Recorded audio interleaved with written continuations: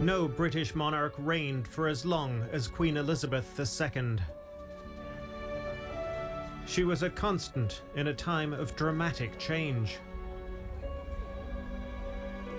Always disciplined, always dutiful, a life of public service, right until the end.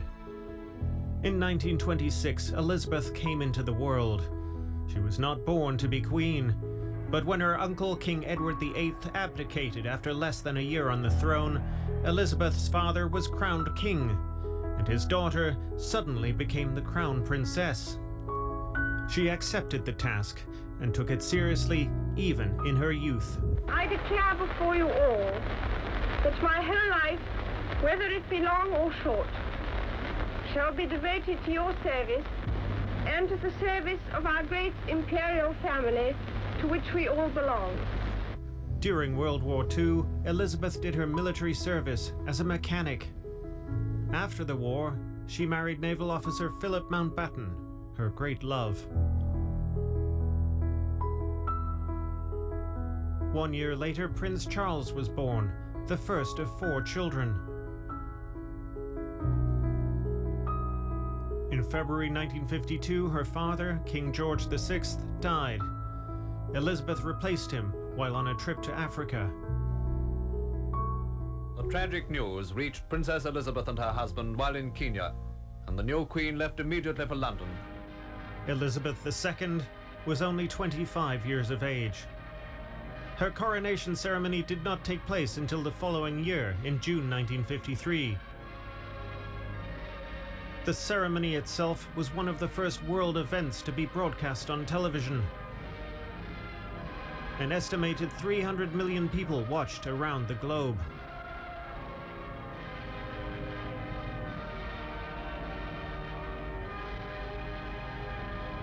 The Queen took the throne at a time when the British Empire was losing its importance. Many former colonies gained their independence, while at the same time, a new global conflict began with the Cold War. As Queen, Elizabeth was not allowed to pursue her own political agenda.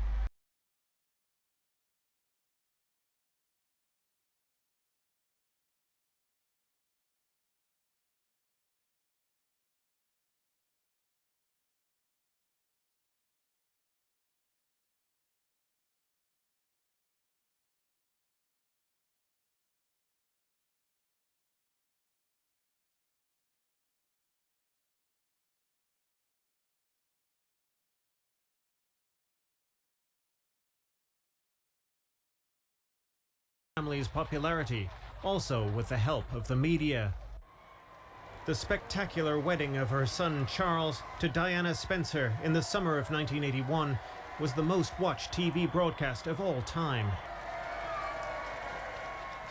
But when what appeared to be a perfect royal family life began to unravel, the tabloid press was merciless. In the 1990s, the newspapers feasted on the royal affairs and divorces. Charles and Diana's marriage failed, and in 1997, Diana died in a traffic accident. The worldwide outpouring of sympathy was overwhelming, but the royal family struggled to find sympathetic words.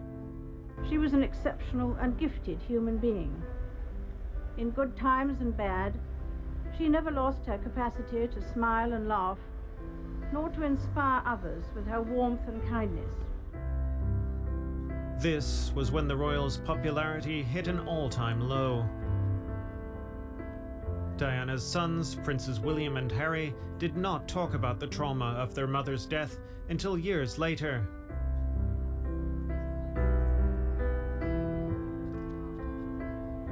When Harry's marriage to US television star Meghan Markle was repeatedly exploited by the tabloids, the couple made a radical exit.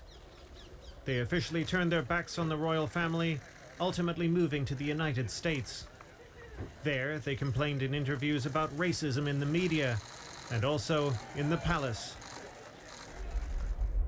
Compared to the other members of the royal family, the Queen led a quiet marriage. She was married to her childhood sweetheart Prince Philip for 73 years. He was an important pillar of support for her, which made the moment of parting all the more difficult. In the spring of 2021, Philip died, aged 99. Owing to the coronavirus pandemic, the funeral took place with a very small circle of mourners. Elizabeth was alone. It was an image that touched many. But only a few days later, she was again representing the country, receiving ambassadors via video conference and participating in Zoom meetings with scientists. And it's wonderful work you're all doing. So it's a great pleasure to see you all. Thank you so much, Your Majesty. Thank you, Your Majesty. Bye. In a world that has changed radically, Elizabeth was a constant mainstay. Committed to tradition, but not closed to the new. And most of the critics of the British royal family paid tribute to the Queen for her long life in service to her country and to the Commonwealth. You're watching a special edition of DW News with some breaking news. Britain's Queen Elizabeth II has died at the age of 96. She was the longest reigning monarch and head of state in the world. Her death means her son Charles succeeds her immediately. King Charles called it a moment of the greatest sadness for himself and for all of the royal family. You can see there even the American flag flying at half-mast in the United States. The British Prime Minister Liz Truss has said that Queen Elizabeth was the rock on which modern Britain was built and that she touched the lives of millions around the world.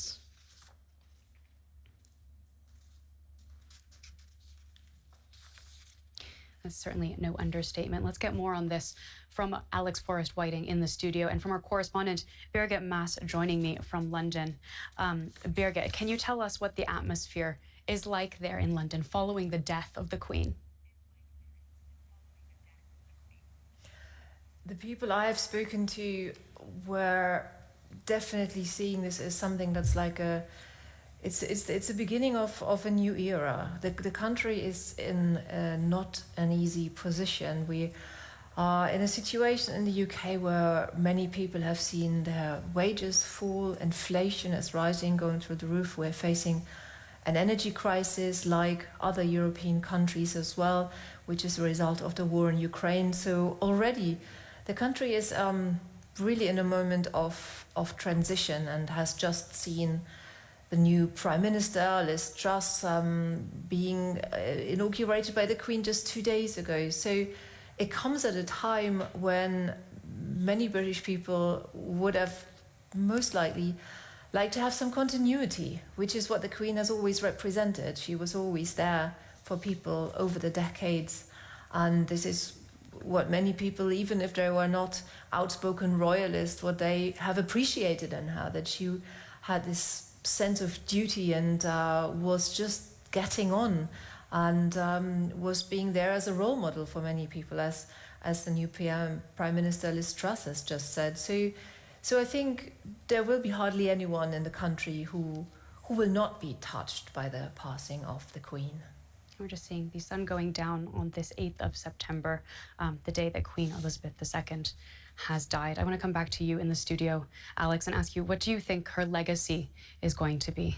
Well, I really want to pick up on what Birgit was just saying about the Queen's extraordinary sense of duty and the fact that she was on the throne for 70 years, that's 7 decades. And during that time, she had 15 British Prime Ministers who served her, from Winston Churchill, who was born in the 19th century, right up to Liz Truss, who she welcomed as Prime Minister only on Tuesday, which just stresses the point about her sense of duty, that even though she was clearly very unwell, she put on a brave face and she said goodbye to Boris Johnson, the outgoing British Prime Minister, and she welcomed the new British Prime Minister, Liz Truss. We saw just a photograph of her at the time where she had a walking stick, but she still had a big smile on her face, and then just within the same week, 2 days later, it's announced that she has passed away. So I think it just goes to show that she never wanted to give up the job. She did not want to stop being the monarch, and she took it very, very seriously. And I think that is what she will be remembered for for generations to come. And certainly, as Birgit says, for people across the United Kingdom, but I think it's further afield than just the United Kingdom. I mean, we have tributes that are coming in from across the world and from every corner of the world. Remember, the Queen was also head of state of 14 other states and countries apart from the United Kingdom. She was also head of the Commonwealth. The Commonwealth, of course, is countries that were formerly parts of the British Empire. And when she came to the throne, the British Empire even existed. She came to the throne even before World War II. I mean, it's unimaginable.